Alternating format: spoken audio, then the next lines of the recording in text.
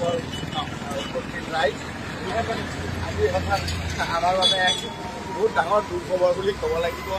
আমি কেতিয়াও কল্পনা কৰা নাছিলোঁ যে আমাৰ এসময়ত আমাৰ পুত্ৰ আছিলে, তেওঁ আমাৰ লগতে কাম কৰিছিলে। আমাৰ সকলোৰে পৰিচিত বিশ্বনাথৰ বৰগাঁৱৰ জ্যেষ্ঠ সাংবাদিক অভিতাভ বৰুৱাদেৱৰ পুত্ৰ অভিষেক চবে ধুনু বুলি জানে। হঠাৎ আজি বেয়া খবৰ পালোঁ যে তেখেত চিকিৎসাধীন অৱস্থাতে আজি তেখেতৰ মৃত্যু হয়। গতিকে আমি তেখেতৰ আত্মাৰ সদ্গতি কামনা কৰিছোঁ, লগতে সন্তপ্ত পৰিয়ালবৰ্গলৈ গভীৰ সমবেদনা জ্ঞাপন কৰিছোঁ, লগতে সকলোকে শ্ৰদ্ধাঞ্জলি জনাবলৈ আহ্বান জনাইছোঁ।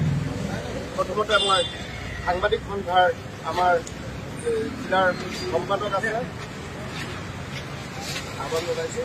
ইয়াৰ পিছতে সকলোকে এজন এজনকৈ শেষ শ্ৰদ্ধাঞ্জলি জ্ঞাপন কৰিবলৈ আহ্বান জনাইছোঁ।